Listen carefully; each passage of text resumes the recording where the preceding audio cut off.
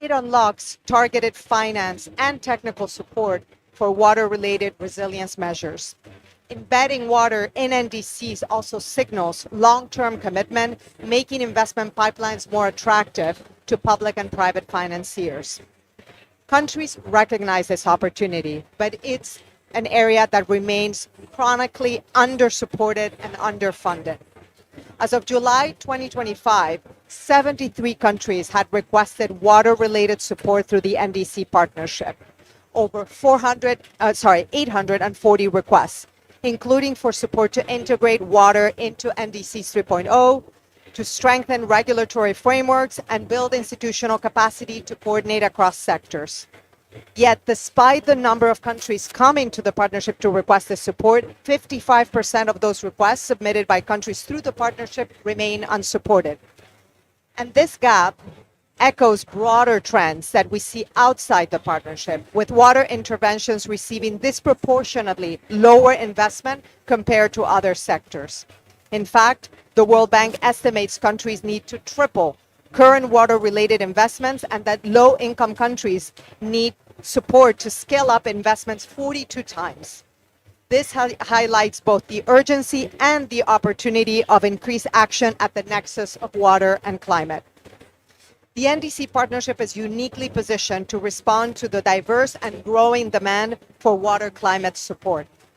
Countries' recent water-related requests for support to the partnership have covered everything from foundational water resource mapping in Benin, regulatory reform to unlock financing opportunities in Rwanda, energy efficiency in water utilities in Jamaica, and the development of flood early warning systems in Burkina Faso.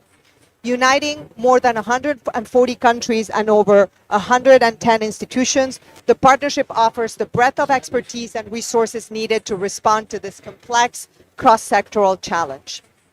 Building on its decades of expertise in integrated water management and global leadership in advancing water security, I'm proud to say that the Netherlands is collaborating with the partnership to close this persistent support gap for water-related climate action through its dedicated Water Technical Assistance Facility, which has been essential to unlocking support for highly technical, underserved requests. So far, the Netherlands has facilitated support for 12 projects in 11 countries: Benin, Burkina Faso, Ethiopia, Fiji, Jamaica, Jordan, Mozambique, Niger, Nigeria, Rwanda, and Zambia. Support from the Netherlands has enabled actions across the board, and we very much look forward to being able to continue to mobilize support to address country requests that directly tackle water-related needs in our next new 5-year work program, together with the support of the Netherlands and other implementing partners. So with that, now let me turn to the conversation we will be having today, where we will explore different dimensions of integrating water into climate action to accelerate NDC implementation, including hearing from countries about their experiences in pursuing water climate action through the Water Technical Assistance Facility. So now let me introduce our speakers today. We have first Tanik Eslop, an in-country facilitator embedded in the Climate Change Division in Jamaica's Ministry of Economic Growth and Job Creation. Thank you. We have Mr. Abubakari Siddiqui Cisse, the technical focal point for Mali's NDC at the Agency of Environment and Sustainable Development. Thank you very much for joining us. We have Mr. Jorge Werneck Lima, a member of the Global Water Partnership Steering Committee and a senior researcher on hydrology and integrated water resources management at Embrapa, Brazil's Agricultural Research Corporation. And Mr. Jahan Chowdhury, lead technical specialist for environment and climate at the International Fund for Agricultural Development. I just wanted to double check. Unfortunately, we have two more colleagues that I want to make sure are not yet here, a representative from Benin and a representative from FAO. Okay. As you can see, we still have a pretty robust lineup, so let's get ahead and get started. So, Tanik, thank you very much for being here with us today. Jamaica has received support through the Netherlands Water Technical Assistance Facility. Could you please share some key lessons from your country's experience in integrated water into NDC implementation with support from the Netherlands Technical Assistance Facility? Thank you. Can you hear me? Okay. Morning, everyone, and let me bring first apologies for our Acting Principal Director, Mr. Omar Alcock. As you are aware, our minister is actually here and they're giving the national statement in the first round. So they're both in the plenary at this time. But I've been actively involved in the support that we've been provided by the Netherlands for Jamaica's renewable energy and energy efficiency water program through the National Water Commission in Jamaica. 70% of Jamaicans actually live within 5 kilometers of the coast. And as such, water is integral to our lives. Jamaica also has a plan for 50% renewables by 2030 in our Vision 2030 and actually included in our NDC targets. The NWC has been included in our NDCs in the 2031, where they had a non-revenue target, where they were trying to get to 60% of non-revenue water reduced, and they have met that target and have actually expanded it. So that actually was for the Kingston and St. Andrew area, and they have actually expanded that to an island-wide.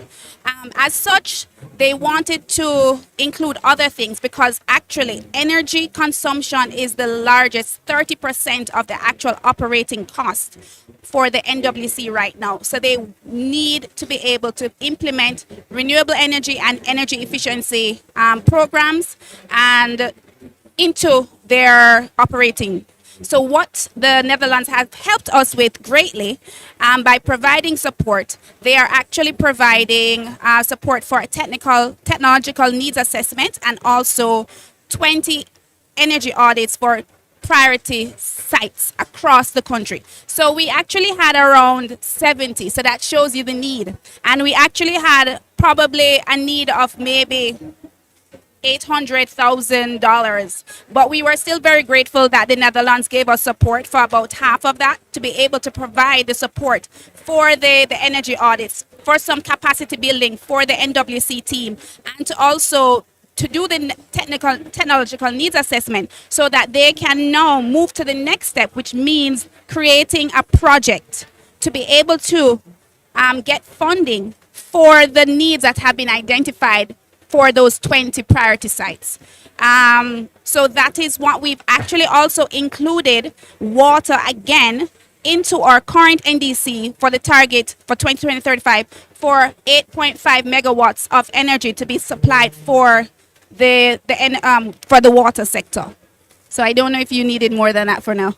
No, okay. Thank you very much, Tanik. And I have to say that this is one area where we're seeing as a trend from country requests, and when countries request support for water and climate related aspects, they are touching on other sectors. And I think the example of Jamaica demonstrates the powerful investment that this can be in unlocking integrated actions across water and the energy sector in Jamaica. So thank you very much.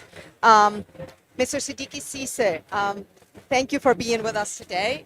Mali has introduced several water-related projects in its updated NDC implementation plan. How can targeted technical assistance can help unlock finance for these projects in Mali?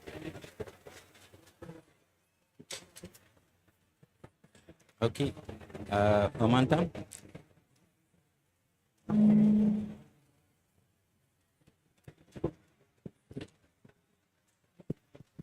Allô? C'est bon maintenant? C'est bon? Oui, un petit peu plus fort. Ok, d'accord, ok. Merci beaucoup pour cette initiative et cette invitation. Pour le cas du Mali, en fait, je voudrais juste commencer par dire que, en fait, l'eau comme vous le savez, est une composante très importante pour le Mali, notamment pour tous les pays sahéliens également. Donc, dans ce cadre, nous, le Mali, on est en train de considérer l'eau comme un axe, un pilier central dans notre CDN. Ce n'est pas encore pris en compte comme secteur prioritaire, mais nous sommes en train d'avoir des concertations avec les acteurs pour que, dans le cadre de notre CDN 3.0, on puisse prendre l'eau comme un secteur prioritaire à part. Donc, les concertations sont en cours. Évidemment, comme vous l'avez dit, nous avons plusieurs initiatives que nous sommes en train de mettre en œuvre pour pouvoir considérer l'eau grandement dans la mise en œuvre de notre CDN, notamment la CDN 3.0 qui va être élaborée.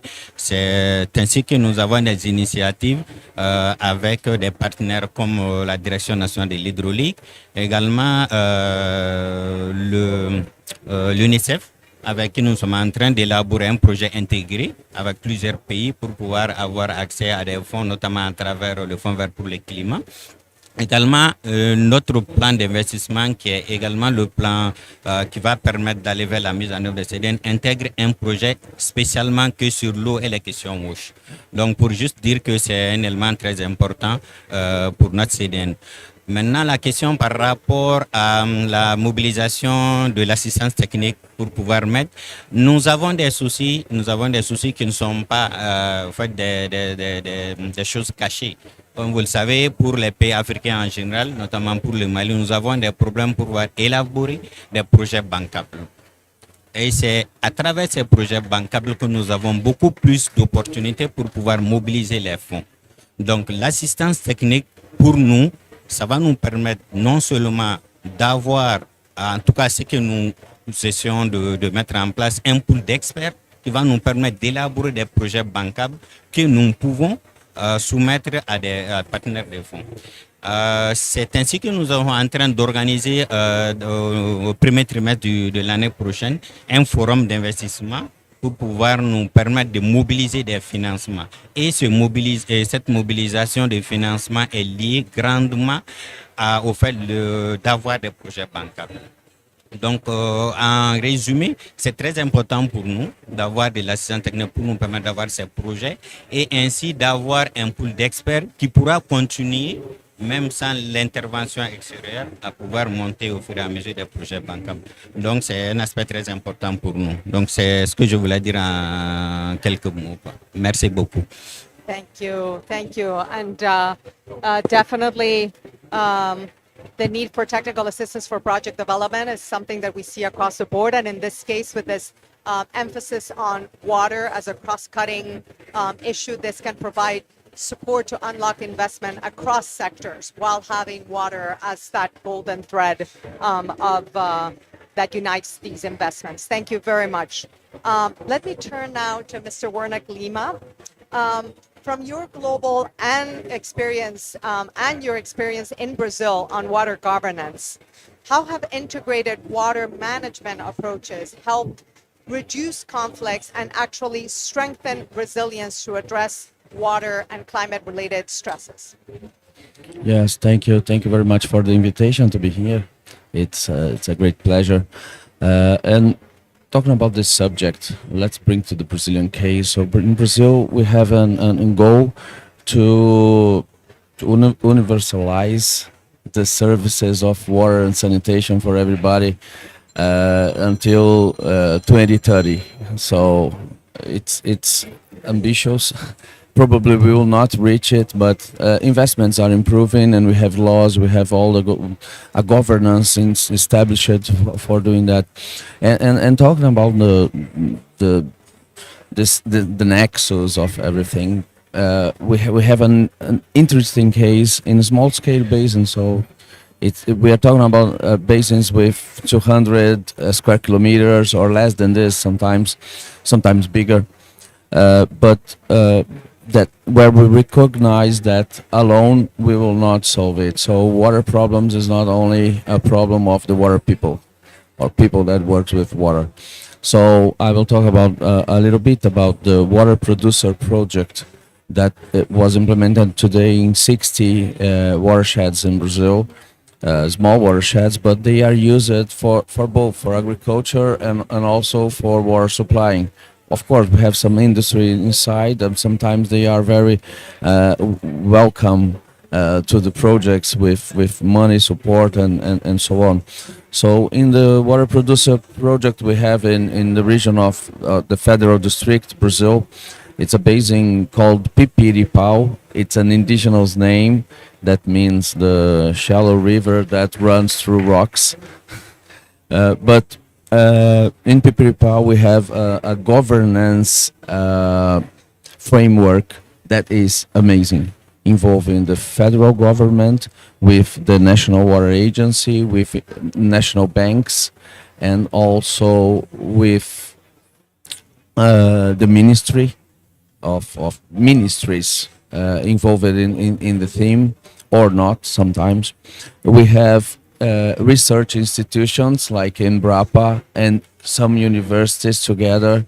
We have the state agency for water management and the state agency for environment. We have the technical assistance for farmers. We have what more? NGOs, international NGOs like TNC, CI, and others, but we also have small NGOs, local NGOs, and we have the main part of all this, the farmers. And we have also the water and sanitation company that is interested in water or in the efficient use of the watershed.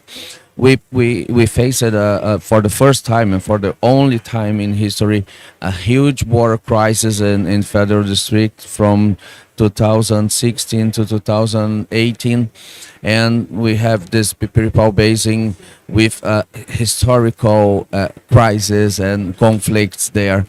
Some institutions try to solve it alone. Some of these institutions try to solve it alone. And once when we get everybody together, we could improve amazingly the water security and resilience in this basin to face the crisis and the other periods with rain very lower than average. We used to have 1,500 millimeters per year, and in the last 20 years the rain there, the average is close to 1,200. You should say, oh, it's a lot of rain, more than 1,000, but the problem is when you have all the system prepared for something and then you have less. So we have water conflicts, and together today we have some it's amazing because it's like an auto-regulation system, because we put all the authors together, all the stakeholders together, and today the farmers and the sanitation company, they can use WhatsApp to make water management without telling anything to the water management agents. So it's like an auto-regulation, and so before they fight for water, now we have a integrated water management system there. That's it for the moment. Thank you. Thank you very much. Clearly, complex systems require complex governance arrangements in order to address the increasing challenges of both slow onset and extreme events involving water. So thank you very much for sharing that experience. Let me now turn to you, Jahan Chaudhuri. Let's turn back again to the finance question. Can you share with us, based on your experience with IFAD, how climate finance mechanisms can better support water-related interventions in agriculture, particularly for smallholder farmers in vulnerable regions? Yeah, thank you. Three different ways. The first one is the importance of blending. I'll give you one example coming from Cambodia, where we have designed a project together with GCF. Our investment from our balance sheet was $45 million. GCF came in with $40 million as grant and $40 million as loan. And then the government also had put forward $5 million. So what are the objectives of this particular project? What we are trying to do is essentially move away from diesel pumps to solar pumps.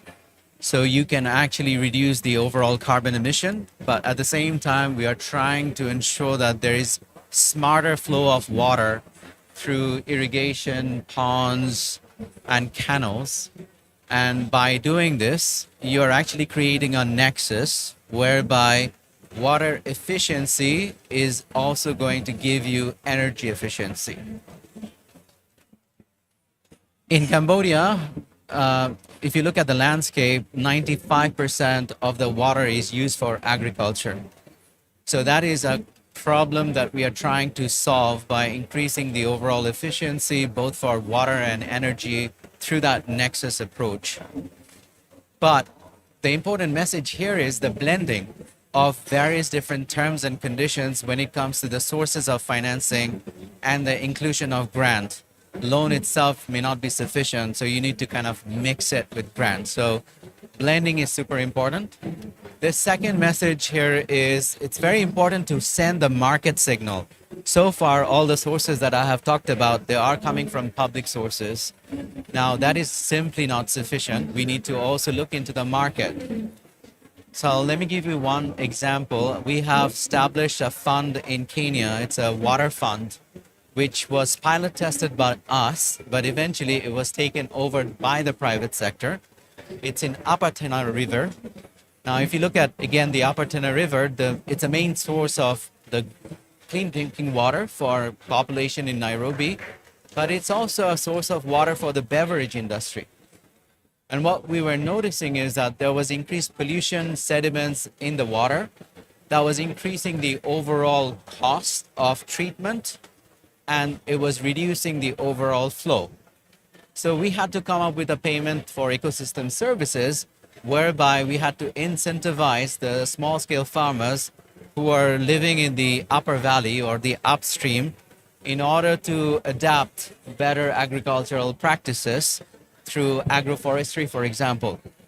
And the result was we had seen the water flow increase by 45% in a 5-year timeline and 13% decrease when it comes to the treatment cost. So obviously this attracted the attention of the private sector that they can also benefit from this if they can incentivize the small scale farmers who are living in the upstream.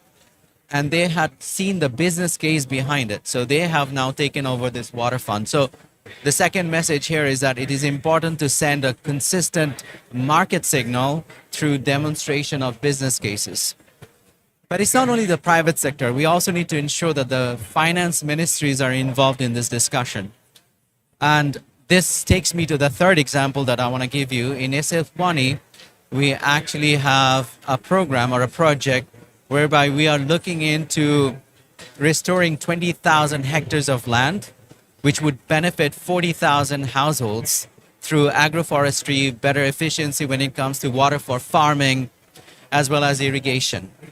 But we wanted to understand what is the economic case behind this. So we conducted an asset valuation exercise whereby we saw that if you can increase or decrease the sedimentation into the water by 60 to 70%, then you can actually avoid the cost of damage during a drought by approximately 10 million US dollars.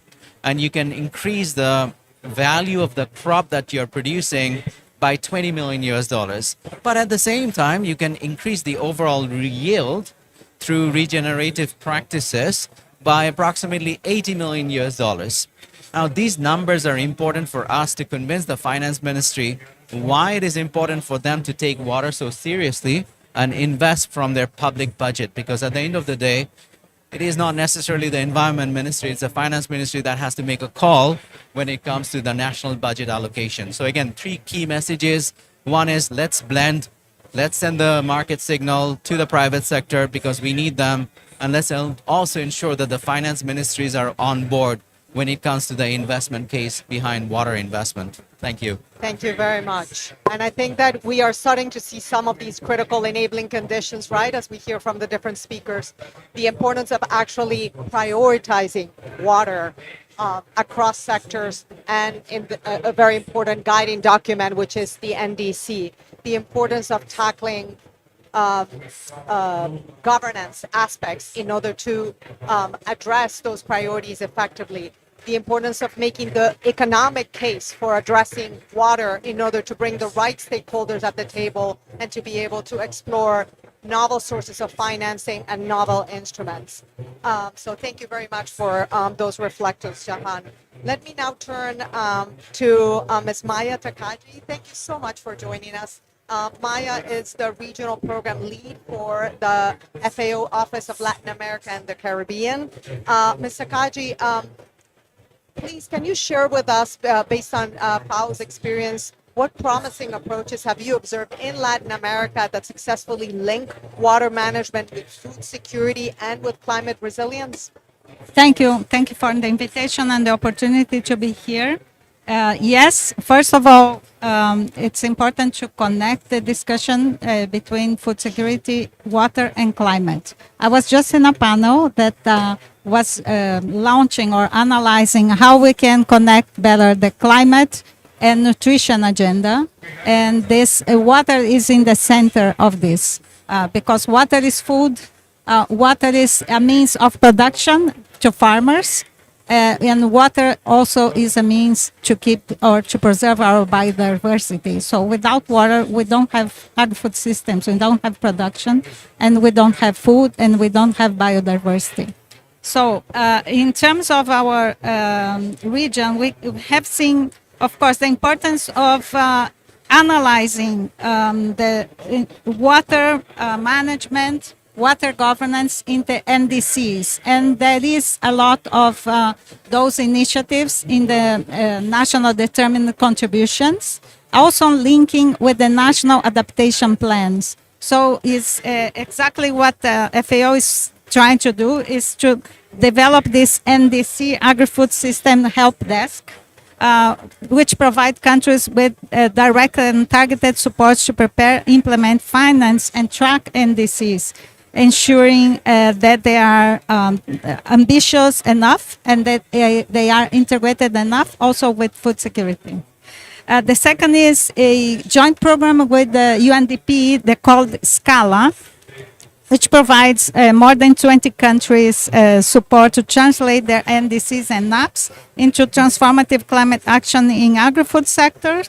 And one example that I give is that successfully link water management with food security and climate resilience in Colombia, where the country is strengthening this water management through recovery of traditional adaptation practices and locally led climate actions. For example, in the indigenous Wayu communities, this program helped to establish small reservoirs that enable micro-deep irrigation using minimal water while improving crop resilience, guided by 32 subnational climate risk analyses that ensure communities can protect their water results. In Costa Rica as well, we have an implementation of a program mechanisms around 45 livestock and coffee farms promoting sustainable soil management to increase soil organic carbon and promote the better use of water cycles for this. That's another important example of water harvesting, which started in Brazil by the civil society in the northeast of Brazil, one of the driest region, which from locally grown, let's say, social technology, they built these water cisterns that are enough to each of the dams, let's say, are enough to support a family to have drinking water across the year. And also there is a possibility to build bigger ones for being able to support 1 year of 1 hectare of production for a family farmer. And this technology is being implemented in different countries in the region, like in the dry corridor in Central America, because it's cheap, it's cheap in terms of the building. One of the building costs around $2,000 each. So with international cooperation, we can really fund dozens of buildings of those water harvesting cisterns. That needs to be implemented for production purposes with climate smart techniques for irrigation, like drip irrigation, that can lead to more sustainable use of this really precious resource, which is water. So those are some elements, some examples that we can see in the region that are applying the sustainable use of water in a climate smart juncture. Thank you. Thank you.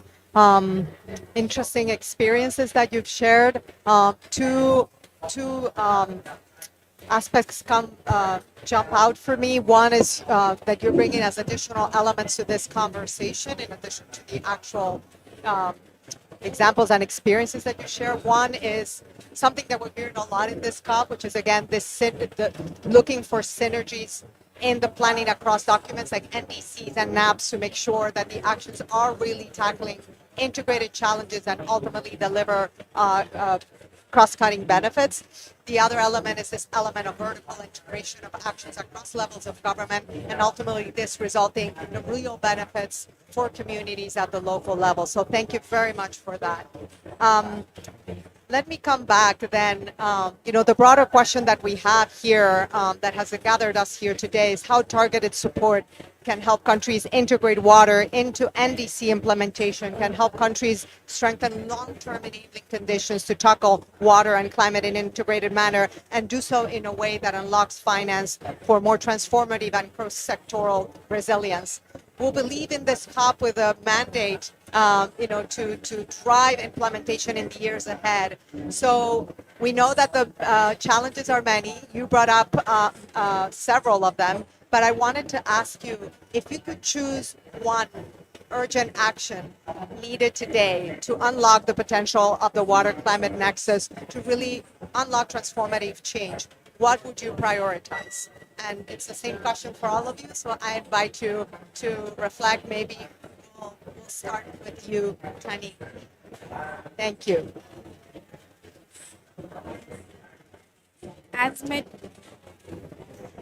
As many of you are aware, Jamaica just experienced a Category 5 Hurricane Melissa. And as such, more than half of the country is still without water. And as such, water is life for us right now. So we heard on the panel that without energy efficiency, there is no water efficiency. And for us right now, many of the pumps are unable to work because there is actually no electricity on the western side of the island. So as such, all of those communities now are without water. So for us, getting the technical assistance or support from entities, blended or direct, is what we would need right now. So we are so happy that the Netherlands saw it fit to provide support for us for one phase of that project. But we actually would need more support to be able to not just do 20 energy audits and to do the technological needs assessment, but we need funding for feasibility studies. We actually would probably need money now for assessments of the current infrastructure because the infrastructure actually has now been damaged, right? So a lot of support. So we are trying to push not just because the government, of course, has some funding and will get loans, but whatever support we can get in terms of technical support to help us to mobilize upon that funding is what we would need right now. The partnership has been a great mode for us in terms of accessing some of that technical support, but as you heard earlier, we have not received enough to be able to complete everything that we need to do. And it is even more paramount now that we get some of this technical support in the country at this very moment to take us from where we are, to take us into a better future, a more sustainable future. So I liked hearing a lot of the technologies and the things that were spoke about on the panel, because I can see that, especially for agriculture now, which is the breadbasket of Jamaica, where most of our food is grown. At least over 50% of the food that is grown for the country has now been decimated. So there are plans to get seeds and to replant, but it's going to take some time. So as much support as we can get to be able to fuel, which means that fuel will be water, to those communities and to those sections of the island would be necessary. So thank you. Thank you, Tanik. So oftentimes when we talk about addressing the water climate nexus, we talk about the transition, but in this case, Jamaica is dealing firsthand with the basic question of how to rebuild and how to rebuild stronger and better. So thank you so much for laying out those priorities at a critical time for the country. Let me turn to Mali next. Which urgent action would you identify? Thank you. Ok, merci beaucoup. Comme je l'ai dit, au fait, au Mali, nous avons, même étant pays sahélien, le pays est traversé par deux grands fleuves. Donc, l'eau, comme je l'ai dit, est au centre de toute notre approche en termes de mise en œuvre de notre contribution au développement national, notamment tout ce qui concerne l'adaptation. Donc, en termes de priorités, comme je l'ai dit, nous sommes déjà en train d'aller vers des concertations qui sont en cours, des plaidoyers au niveau national pour pouvoir prendre l'eau comme accès au secteur prioritaire. Donc, par rapport à cela, il y a des échanges, des discussions qui sont en cours. Maintenant, comme je l'ai dit dans mon intervention précédente, nous avons besoin de renforcement des capacités pour pouvoir mobiliser des finances. Tout notre problème au niveau du Mali et dans la majorité des pays africains, c'est vraiment la mobilisation des finances.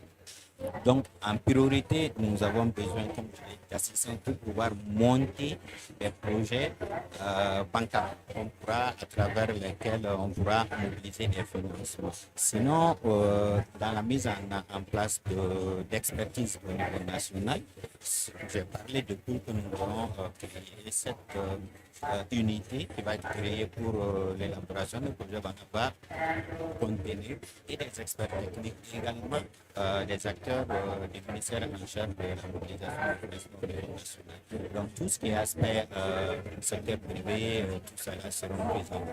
Donc en résumé, je reviens à ce que j'avais dit au début, c'est vraiment la mobilisation des financements pour nous permettre d'avoir des projets bancables et trouver des moyens pour pouvoir nous aider à aller vers la mobilisation des financements. Donc ça, c'est un aspect très important pour nous.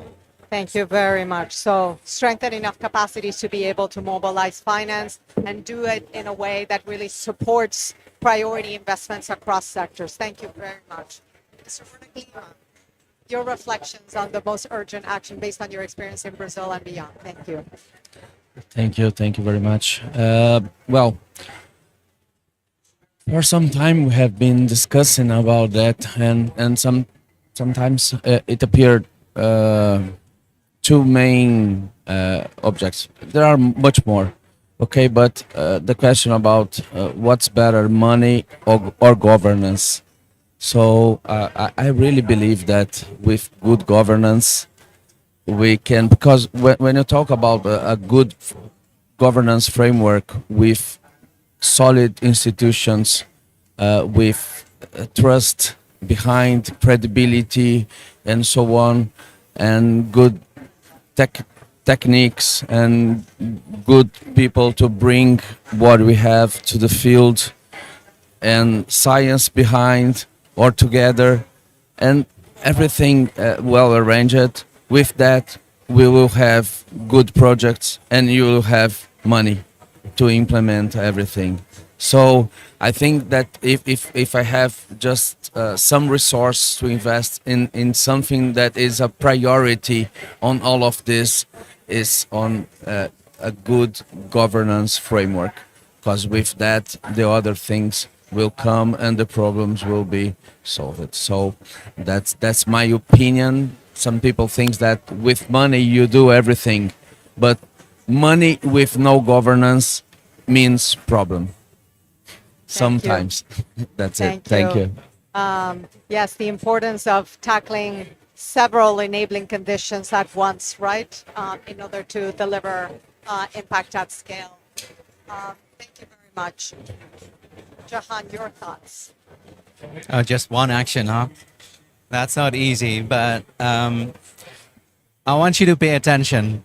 On my left hand side, I have 350 million US dollars. Yeah. And that is the gap that we are talking about when it comes to food system. The reason I'm bringing food system is because water is integrated into that food system. So we have been saying that $350 billion every year is the financing gap when it comes to the NDCs. Yeah, that's the gap that we are talking about. On my right hand side, I give you a $10 trillion opportunity when it comes to food system. What I'm asking is that we need to move away from a doom and gloom scenario whereby we are only talking about the financing gap and tell the story, the narrative about the investment opportunities that finance ministry have, the private sector have, the local communities have. So that is the transformation, that is the change that requires also the change in mindset. So if you're asking me for one single action item, I would say it is a change of narrative. Thanks. Thank you very much.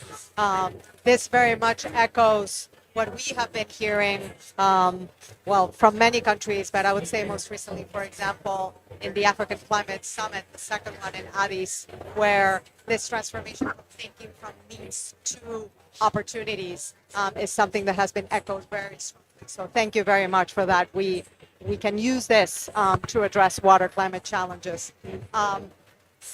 Maya, please, your thoughts. Thank you. Yeah, I think most have been said, and I want to come again. I totally agree with the narrative linking water, food security, and climate resilience. Most of the disasters, the climate disasters, affect water. It's drought, it's flood, it's hurricanes. So it's very hard not to address water when we are talking about building a more climate resilient society. And coming to the agri-food sector, which is one of the sectors that emits more part of the greenhouse gas emissions. So this comes the narrative. No, we need to look at the agri-food systems where we have smallholder farmers relying on their livelihoods and relying on water for their livelihoods. So the narrative to build bankable investment proposals for countries, for me, is the most important one. For example, in Argentina, we are exactly doing that, developing investment notes for development banks to invest in more efficient and sustainable irrigation to avoid lose the water for evaporation or for absorption from the soil, or contamination from agriculture production, or even urban households that are coming into those channels which are open in the air, and it can really contaminate the water for agriculture and for the people, and you lose a lot of water when you use this mechanism. So it's simple. With the investment, you can save water. You can, with the non-technology and non-experiences, you can be more cautious on how you use water, and modernizing those mechanisms that have been for decades and even centuries, the same mechanisms for using water that are not really efficient for the situation that we are now. So it's investment. There's no way. But the problem is, in the countries, agriculture is not the priority for financing. The financing goes to other sectors, to infrastructure, to energy. It doesn't go to agriculture. It's just 4% is the estimation of investments in total that goes to the agricultural sector. So there we go. So we need to, convince our ministries of finance and economy of countries that sustainable use of water in the agricultural sector can have scalable effects in people's lives and in biodiversity and in climate change. Thank you. Thank you very much. We are close to the end of our event, but I just wanted to open it up briefly in case any of the participants today have any questions you would like to pose to the panelists. You've heard a wide array of experiences. Any questions?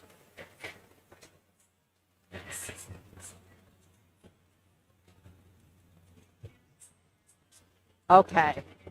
Yes, please. We have time for one question, so this is perfect. Thank you. Please introduce yourself. Alors, my name is Maman Zaka. It's not a question, but I have a contribution with my colleague Cisse. The forum investment for Mali organized in the next year with the support with the NDC partnership. Donc, this forum is a good opportunity to have a finance to implement the project of water and sanitation. Donc, I provide for this panel to ask their partners to contribute for this forum. Thank you. Thank you. So the contributions will continue in country and an invitation from Mali to take it there. Thank you very much. Okay, so I would like to thank all of the panelists for sharing such valuable insights. Thank you very much. I think we covered a wide ground, as you have seen, in terms of key enabling conditions that are needed to unlock both action and finance on water and climate. So with this, I would like to help us bring this conversation to a conclusion by inviting Mr. Paul van der Logt, head of climate for the Kingdom of the Netherlands, to deliver closing remarks and share the Netherlands' vision for the next phase of support via the Netherlands water technical capacity. Thank you very much.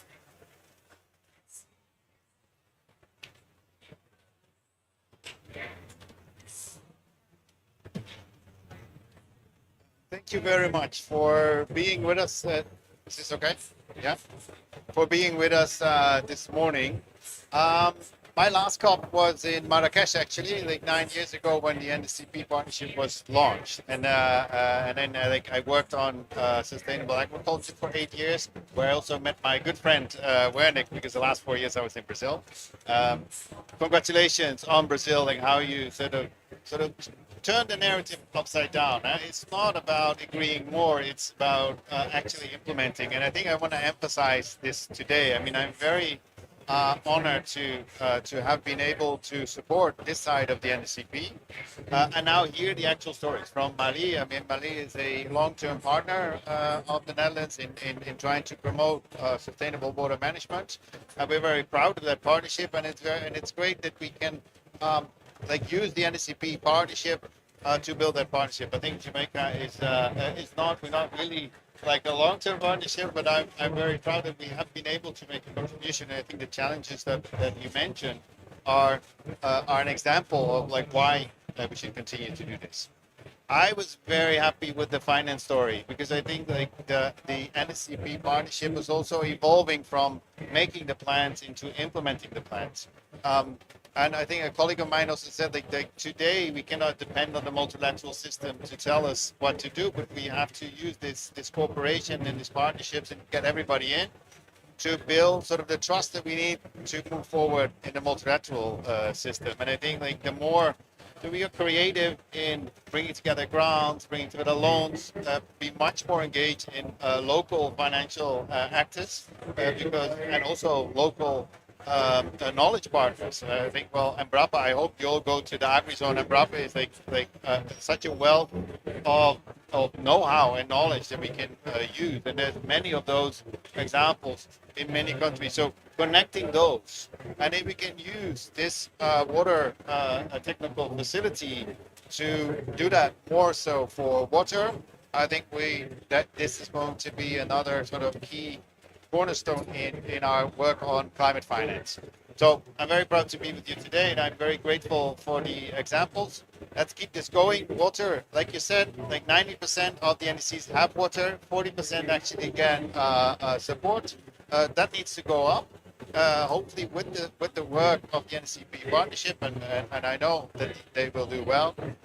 I think we can bring this up.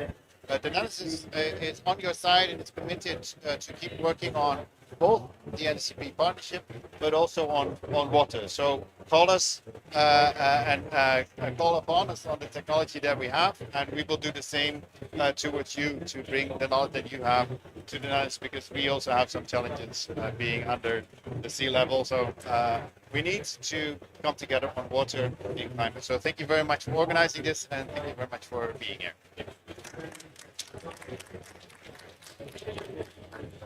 And let me say that we're very grateful that the government of Mali has actually brought a small gift for everyone. So let us get the panelists and Mr. Van der Logt. And we can take a picture.